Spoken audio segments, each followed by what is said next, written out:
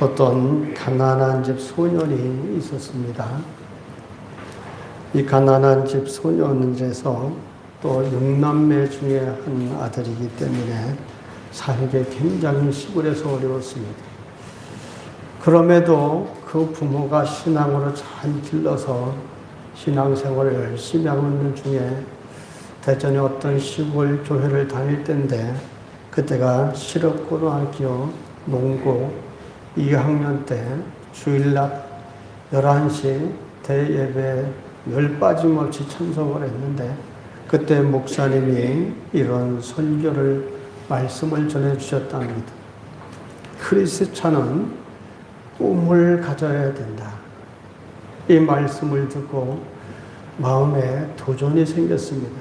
그래서 시골집으로 걸어서 돌아가는 동안에 다른 사람들은 다 피해가는 공동묘지가 있는 길로 접어들어서 공동묘지에 가서 그날이 봄날인데 그곳에 귀신 나온다고 사람들은 가지 않는 곳인데 이 어린 소년이 이제 그곳에 접어들어가서 그 묘 위에 묘 앞에 엎드려서 할미꽃이 이렇게 피어있는 묘 앞에 엎드려서 정말 하나님 앞에 마음을 다해서 간절히 무릎을 꿇고 기도했답니다. 하나님, 저도 꿈을 가질 수 있나요? 제가 꿈을 가져도 될까요? 얼마나 간절히 기도했으면 그 마음을 다한 기도에 처음 경험한 건데 마음 깊은 곳에서 음성이 들리더라는 겁니다. 하나님이 말씀하신 것이죠. 너는 내게 부르짖으라. 내가 내게 응답하겠고 내가 알지 못하는 크고 은밀한 일을 내게 보이리라. 그 마음이, 그 말씀이 마음에서 물려나는 순간 아주 마음에 큰 감동이 일어났답니다. 그래서 그 자리에서 하나님 앞에 무릎을 꿇고 꿈을 3가지를 가졌다는 거예요. 당시 자신의 형편에선 도무지 꿈을 가질 수 있는 형편이 아닌데 그런 기도를 했답니다.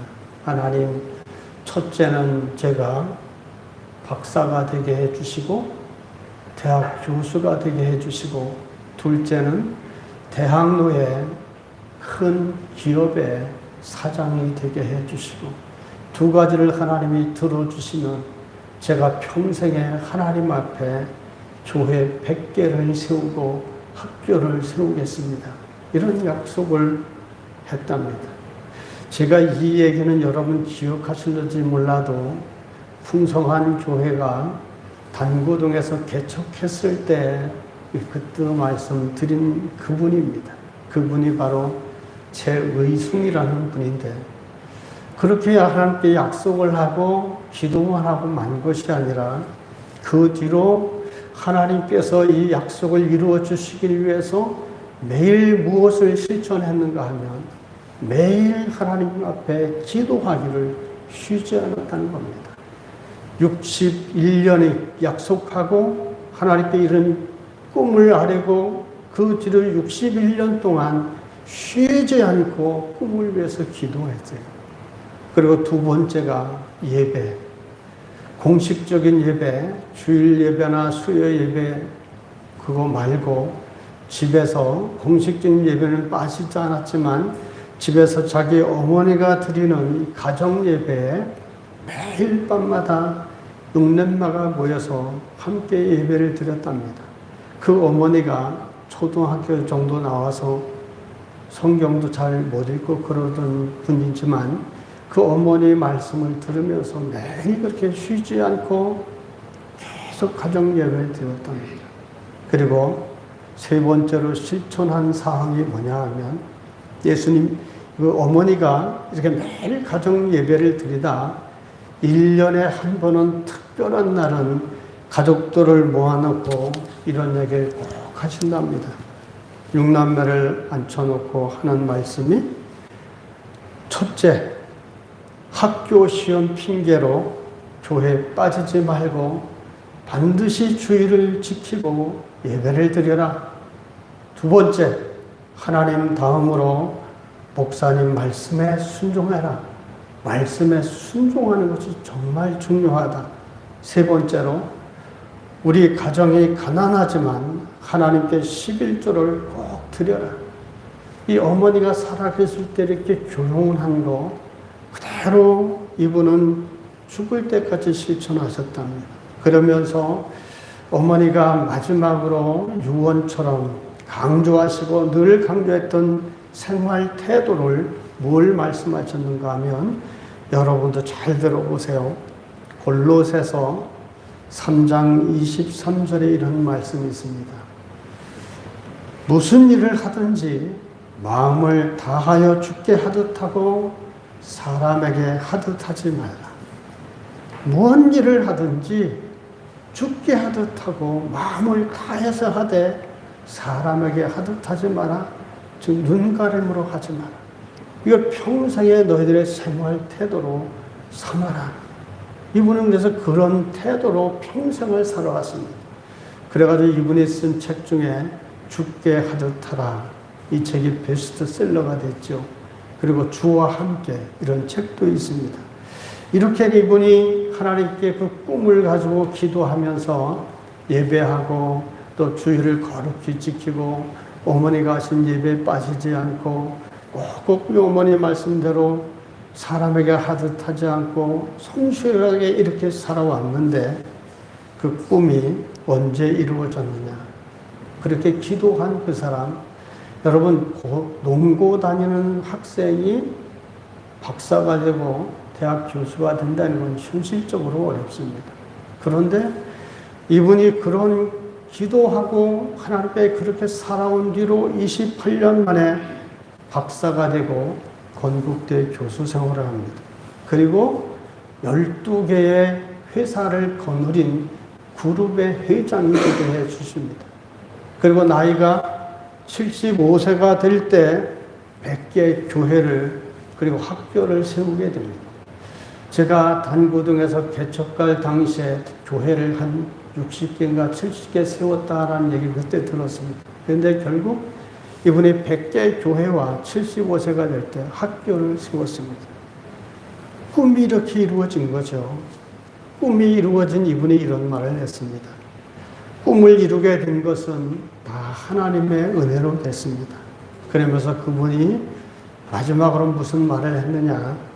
이분은 86세로 이제 하나님의 부르심을 받아서 갔지만 이런 말을 했습니다. 우리에게 참 드름직한 이런 말씀을 했습니다. 결국은 하나님의 관계와 나와의 관계가 바르면 반드시 이루어 주십니다. 얼마나 새겨들을 만한 일입니까? 이분이 바로 누구냐 하면 최의승 장로라고 대의 그룹의 회장입니다. 근데 이분은 나중에 그렇게 하나님 모든 꿈을 이루어 주셔서 교회도 하나님께 바치고 학교도 바치고 자신의 생도 바치기 위해서 마지막엔 목사 한 수까지 받고 그렇게 하나님의 일을 했던 사람이 86세로 세상을 떠났죠. 여러분 이분의 얘기를 들으면 어떤 생각이 듭니까? 우리 기독교라는 것, 우리가 갖는 이 신앙이라는 것은요, 수동적인 게 아닙니다. 우리가 정말 하나님을 믿고 하나님이 주신 꿈을 붙들고 이분처럼 실천하고 노력하면 반드시 하나님이 이루어 주신다는 사실입니다. 이게 바로 신앙생활을 해도 적극적이고 자기 주도적인 신앙생활을 하는 겁니다.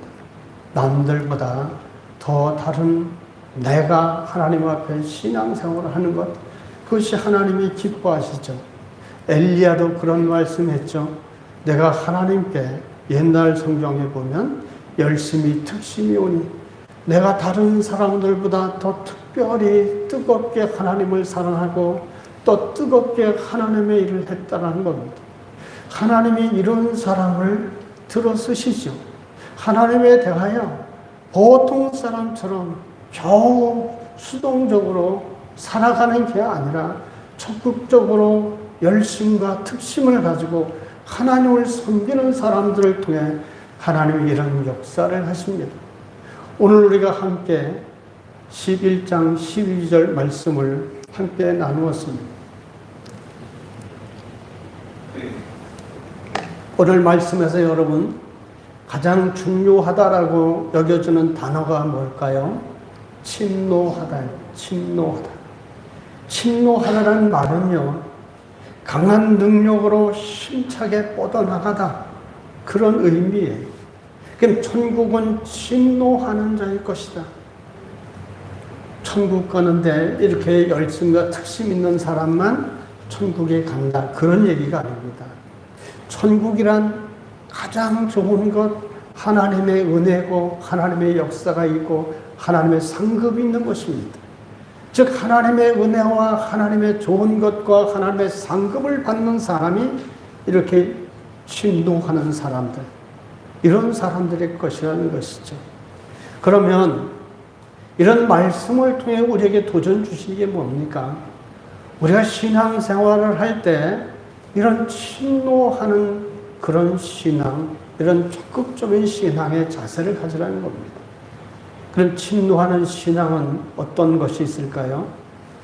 우리가 수동적인 자세, 겨우 시키면 하는 것, 마지못해 하는 이런 태도를 버려야 됩니다.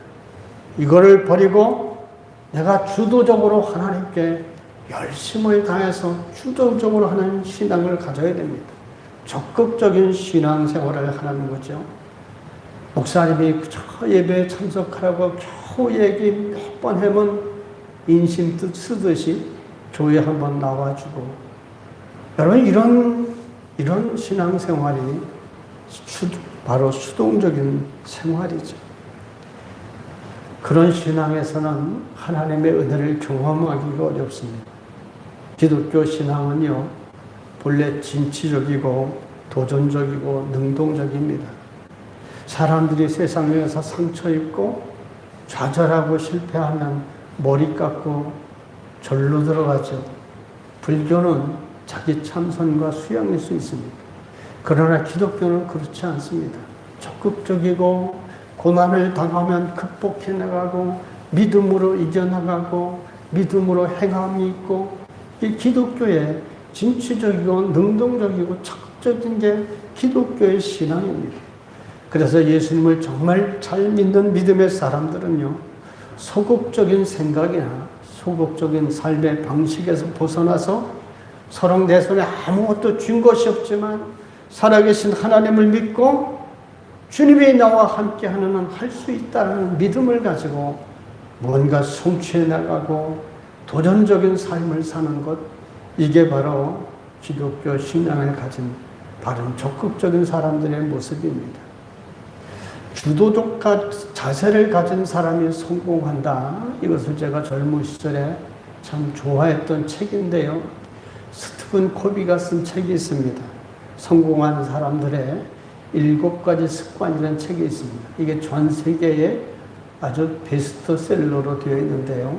제가 공부 한창 하던 시절에 이 책을 참 좋아했습니다. 근데 거기에 보면 가장 강조한 첫 번째가 뭘 강조했냐면, 성공한 사람들이 특색을 찾아보니까 자기 삶을 주도적으로 이끌어 가더라, 이런 얘기입니다.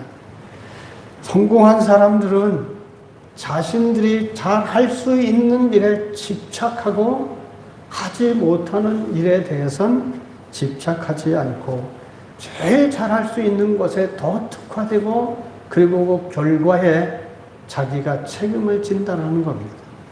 이게 바로 성공하는 사람들의 삶의 태도고, 이런 것은 결국 수동적인 삶의 태도가 아니지 않습니까? 동원참치 여러분 잘 아시죠? 동원참치 회장이 그 동원산업의 김재철 회장이라는 분이 있는데, 이분의 일화가 또 아주 유명합니다.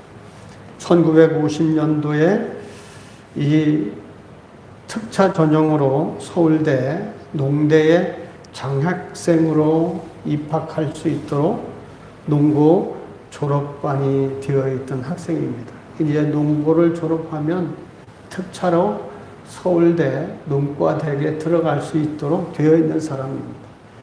그런 사람에게 어느 날 담임 선생님이 이런 말을 했다는 거예요. 야, 너희들 서울대가 정말 최고인 줄 아는데 거기 나와봐야 지금 나처럼 입시름하며 사는 것밖에 더 하냐? 나 같으면 바다 개통의 학교를 간다. 이 얘기를 듣고 도전을 받아서 서울대를 포기합니다. 그리고 수산고등학교, 수산대학, 부산에 있는 수산대학을 나오고 수산대학을 수석으로 졸업하니까 수산고등학교에서 선생님으로 초빙을 했는데 그걸 거절하고 배를 타게 되는데요. 이분이 원양어선 참치잡이 배를 타는데 배를 타본 경험도 없으니까 아무도 안 받아주는 겁니다. 그래서 10번을 넘게 찾아가서 내가 돈 한 푼 안 받겠다. 그리고 내가 바다에 빠져 죽어도 책임을 묻지 않겠다. 각서를 쓰고 그 배를 탑니다. 그리고 선원들이 노는 시간에 이분은 영어도 배우고 각종 어려운 책도 많이 읽고 공부를 많이 합니다. 그 덕분에 1년 지나서 1등 항해사가 되고 원양어업계에 이름을 드러내게 됩니다. 그들이 이분이 남다른 부지런함과 성실, 탁월한 어떤 업무 능력을 인정받아서 25살, 즉 1년 6개월 만에 어린 나이에 선장이 됩니다. 그리고 나서 35세에 이 동원산업을 창업하게 됐는데 이분이 이렇게 창업하게 된 게 그분의 끊임없는 노력과 연구, 그 다음에 실험 이런 것 때문에 늘 이분이 끌고 가는 배는 만선을 고기를 잡아가지고 오는 겁니다. 그 일본에 돈 많은 그런 외상이 이 김재철을 눈여겨보고서 내가 회사를 차려라. 근데 이분이 망설였습니다. 회사 차릴 생각을 못했습니다. 그랬더니 그 일본에 돈 많은 사람이 외상으로 배를 줄 정도로 얼마나 이 김재철이라는 사람이 신이 멀고 성실했으면 돈을 이자도 안 받고 배를 그냥 준 겁니다. 이거 천천히 내가 고기 잡아서 갚아라. 그렇게 해서 시작한 게 바로 동원 사람이 태어난 겁니다. 여러분, 이분이 정말 남들이 하는 대로 서울대를 가면 또 편안하게 학교 생활을 하고 그런 건 아니겠죠. 그런데 이분은 그 길을 버리고 주도적으로 새로운 길에 모험을 갖고 모험을 시작해서 이런 인생을 만든 겁니다. 신앙생활도 마찬가지 아니겠습니까? 여러분, 하나님이 쓰시는 사람은 가만히 살펴보면요, 그 신앙이 절대 수동적이지 않습니다. 제 얘기를 잠깐 하면 앞에 최의순 장모님 얘기했듯이 우리 시대는 다 어려운 시대입니다. 고등학교, 중고등학교 다니기도 어려운 시절이죠. 제가 그때 어느 부흥 집회를 갔을 때 서울에 마음에 큰 감동이 일었습니다. 어린 나이에 제가 그런 기도를 했습니다. 하나님, 그때 내 생각에는 도무지 내가 대학을 간다는 것은 꿈도 꾸지 못하는 생각입니다. 하나님, 나를 대학에 보내주시면 내가 주님의 일을 하겠습니다. 그런 기도를 한 적이 있어요. 감동이 와서. 근데 이런 모든 과정을 거쳐서 결국은 지금 목사가 되었지만 하나님이 이렇게 적극적인 마음 감동, 성령의 감동을 주었을 때 적극적으로 하나님 앞에 반응하는 사람들을 하나님이 사용하시는 거예요. 그래서 성경을 보면요, 수동적인 사람들이 주님 앞에 큰 일을 하지 못했습니다. 다 여러 일을 하는 사람들을 보면 적극적인 사람들을 통해 하나님이 일하셨습니다. 오늘 말씀에 그 세례 요한이 나오지 않습니까? 세례 요한도 광야에서 생활한 사람이지 않습니까? 이스라엘 사람들이 금식해야 될 날이 있습니다. 이스라엘 사람들은 원래 1년에 딱 한 번 금식하는데 그날이 대속죄일입니다. 그런데 세례 요한은 누가 시키지 않았는데도 자기 스스로 더 깊은 하나님과의 교제를 위해서 편안하고 좋은 집을 버려두고 척박한 광야에서 금식하며 기도 생활을 합니다. 광야 생활이 얼마나 힘듭니까? 즉 세례 요한은 스스로 적극적으로 더 깊은 믿음을 가지기 위해 더 하나님께 열심을 가진 겁니다. 이런 모습이 바로 주도적이고 적극적인 신앙생활입니다. 반면에 수동적인 사람들은요, 누가 시켜도 겨우 합니다. 모든 일을 시키는 대로 잘하는 사람이 있습니다. 그러나 시키는 일만 잘해서는 결코 큰 사람이 될 수 없죠. 어떤 일은 시키지 않아도 스스로 잘 알아서 해야 됩니다. 잠언에 보면 이런 말씀이 있죠. 잠언 19장 24절에 보면 게으른 자는 자기의 손을 그릇에 넣고서도 입으로 올리기를 괴로워하느니라. 잠언에서 말하는 이 게으른 사람은 아주 수동적인, 지극히 수동적인 사람을 의미합니다.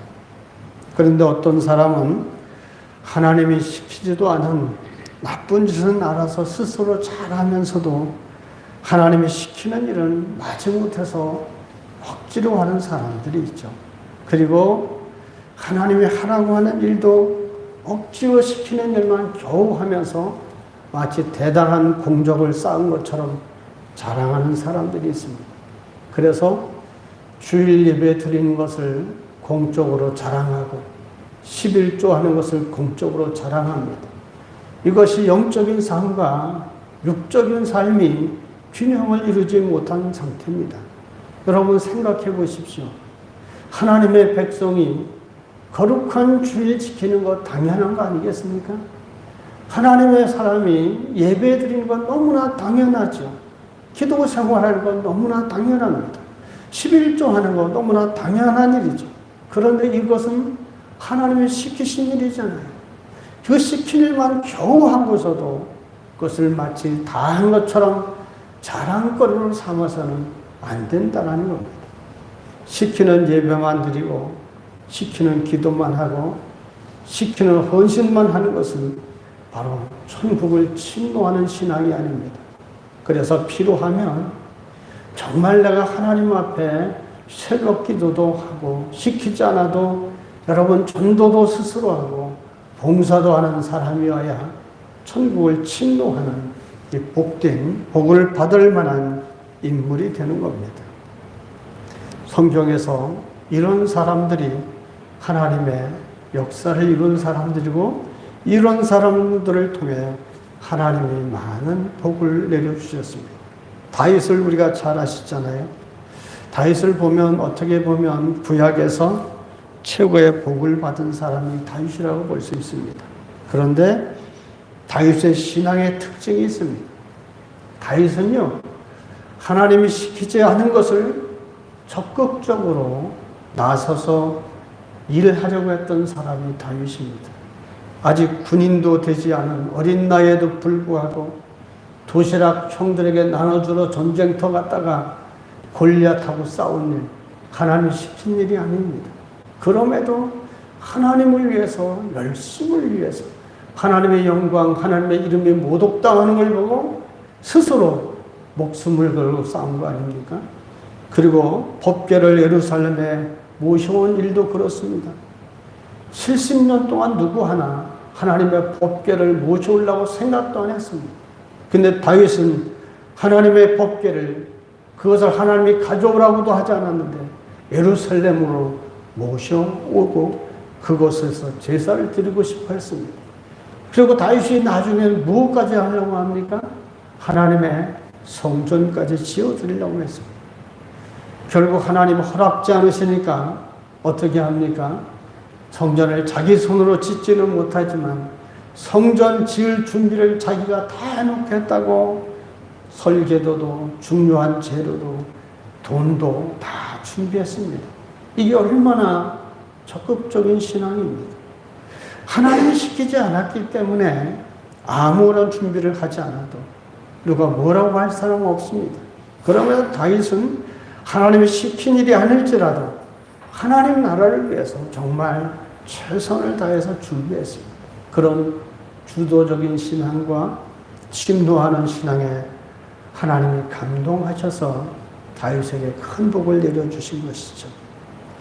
오늘날 우리는 하나님에게 무엇으로 하나님께 감동시킬 수 있습니까? 겨우 주일날 오전 예배 한번 오는 거 하나님이 감동하실까요? 우리가 천국을 침노하는 사람, 하늘의 좋은 것을 받기를 원하고 하나님의 놀라운 은혜와 복을 받기를 원한다면 우리가 적극적이고 주도적으로 하나님을 찾는 사람이 되어야 되지 않겠습니까? 주도적인 신앙을 가져야 됩니다. 적극적인 신앙을 가져야 됩니다. 그리고 적극적인 신앙으로 두 번째 우리가 생각해 보아야 될 것은 주님을 위해서 선한 결심을 가진 신앙생활을 해야 됩니다. 우리 신앙생활에는요, 전 인격이 다 균형이 잡혀져 있고 전 인격적으로 주님을 섬겨야 됩니다. 이 인격에는요, 잘 아시는 것처럼 지정의가 있죠. 지적인 것과 정적인 것, 그 다음에 의지적인 게 있죠. 이 세 가지가 다 중요합니다. 지적인 것은요, 신앙이 무엇인지를 알아야죠. 내가 무엇을 믿고 내가 믿는 하나님이 어떤 분이신지, 예수님이 왜 죽으셨고 지금 무엇을 하고 계시는지, 성령님이 현재 우리에게 어떤 역사를 하고 계시는지 이런 것을 알아야 됩니다. 이런 거에 대한 지식이 있어야 됩니다. 두 번째로는 정서적인 요소가 있어야 되죠. 그 하나님을 믿는 믿음에 우리 마음에서 울려나는 감격과 감사한 마음이 있어야 됩니다. 믿음을 통해서 받은 그 은혜에 감사하고 감사하는 마음이 있어야 그런 예배를 드리면서 감격하는 마음이 일어나고 찬양을 드릴 때 뜨거운 감성이 일어나고 감사가 일어나는 것, 이런 것이 바로 정서적인 요소입니다. 우리가 하나님 앞에 찬양과 기도하고 말씀을 들을 때 이런 감성적인 요소가 또한 사라지면 어쩌면 우리가 갖는 믿음이 가식적인 요소가 될 수 있습니다. 세 번째로 우리에게 필요한 것이 정말 중요한 게 뭡니까? 의지적인 요소가 있어야 됩니다. 하나님이 말씀하셨어요. 하나님이 그 말씀하신 걸 내가 들었고 믿었습니다. 그리고 마음에 감동이 왔습니다. 그 다음에 해야 될 게 뭡니까? 의지적으로 실천해야 됩니다. 하나님이 주신 거, 말씀을 주셨고 말씀을 깨달았고, 이게 바로 우리 지식적인 요소죠. 지적인 요소죠. 그리고 마음에 성령이 감동을 주셨어요.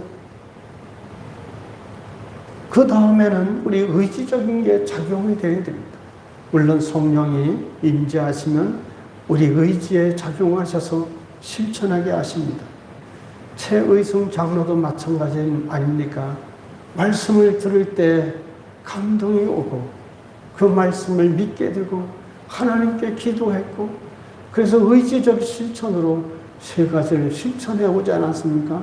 하나님의 꿈이 이루어질 때까지, 그가 평생에 75세 그 꿈이 다 이루어지기까지 그런 쉬지 않고 기도하며 그런 삶을 살지 않았습니까? 바로 이런 신앙에 세 가지 요소가 있어야 바른 신앙이 됩니다. 신약의 인물 중에서 하나님께 크게 쓰임받은 인물이 있다면 사도 바울이죠. 왜 하나님이 사도 바울을 크게 들어쓰셨을까요? 물론 하나님이 택한 그릇이다. 하나님이 선택하셨고 예비한 그릇이지만 하나님이 아무나 선택하시는 게 아니죠. 이 바울에게 바울이 가진 하나님을 향한 뜨거운 열심이 그에게 있었던 겁니다. 하나님이 시키지도 않은 세 가지 결심을 사울이 한 것을 우리가 성경에서 알 수 있습니다. 그 세 가지가 뭡니까? 첫째는 땅 끝까지 가서 전도하겠다. 이런 결심이죠. 그래서 그는 로마 제국의 땅 끝으로 알려진 스페인, 즉 서바나까지 갈 계획을 하였습니다. 그래서 그는 자기 결심대로 실천하려고 로마에까지 가지 않았습니까? 두 번째로 이 바울이 가진 결심은 주를 위해서 평생토록 결혼하지 않고 독신으로 복음을 전하겠다라는 결심이었습니다. 그는 평생 토락골에서 주님의 일에만 전념하는 그런 삶을 살았습니다. 세 번째는 뭡니까? 복음을 전하되 오직 주님의 십자가만 전하겠다. 복음에다가 자기의 업적이나 자기의 학문이나 자랑을 더 보태는 것이 아니라 오직 십자가 복음만 전하겠다. 그것이 바울이 가진 특별한 결심입니다. 고린도전서 2장 2절에 보면 그래서 이렇게 말씀합니다. 내가 너희 중에서 예수 그리스도와 그의 십자가에 못 박히신 것 외에는 아무것도 알지 아니하기로 작정하였습니다. 이 세 가지 결단, 이게 하나님이 시키신 것이 결코 아님에도 그저 주님을 위해서 헌신하고픈 마음에서 바울 스스로 능동적으로 결심하고 실천한 겁니다. 이런 바울에게 하나님 어찌 감동하시지 않겠습니까? 그래서 바울이 위대한 역사를 이룬 겁니다. 우리는 그러면 이런 천국은 진노하는 자의 신앙, 우리는 과연 주님을 위해서 주님이 감동할 만한 어떤 결심과 삶을 살아가고 있습니까?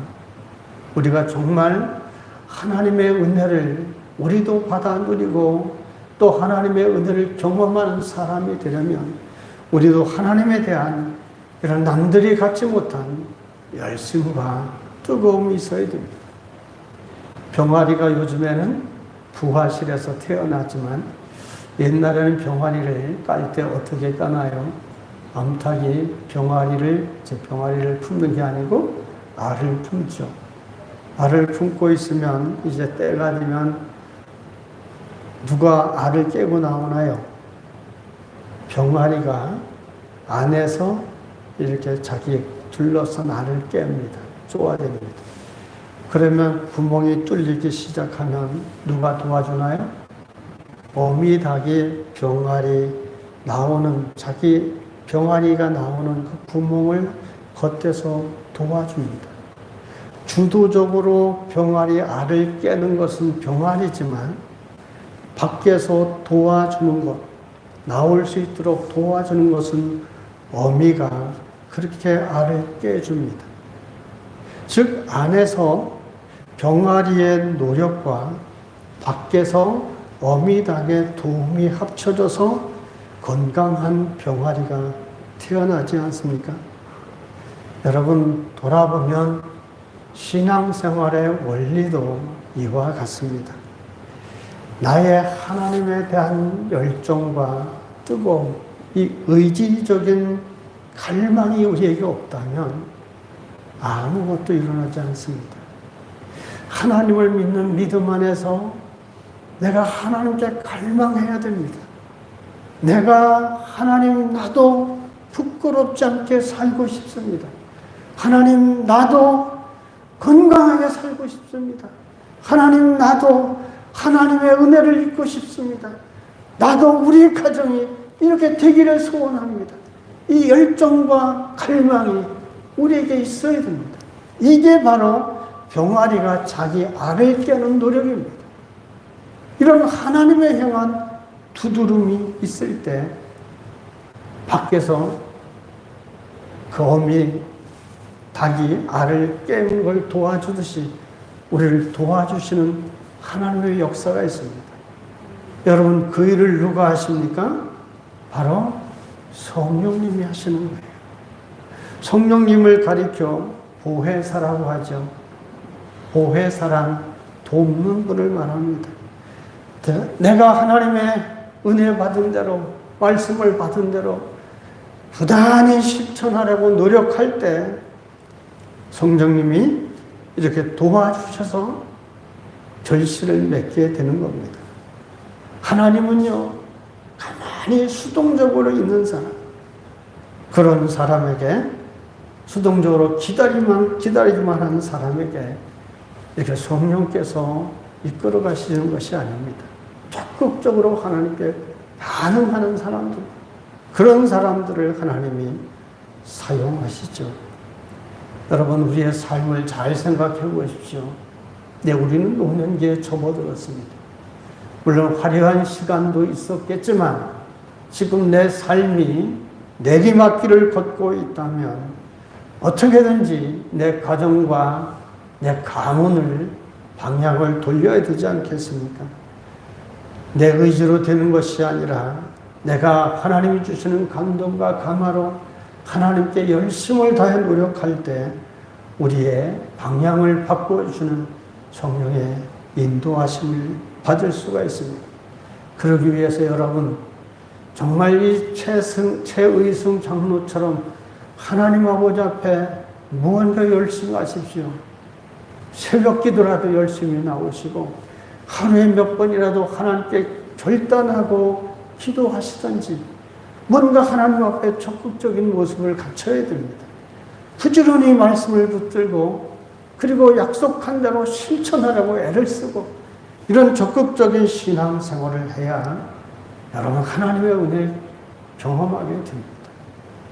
아무쪼록 오늘 말씀처럼 우리가 천국을 침노하는 신앙으로 결단 있는 신앙생활에서 하나님께서 여러분에게 베풀어 주시는 그런 신령한 은혜와 땅의 기름짐으로 복을 누리는 우리 모두가 되시길 주님 이름으로 축원합니다. 아멘.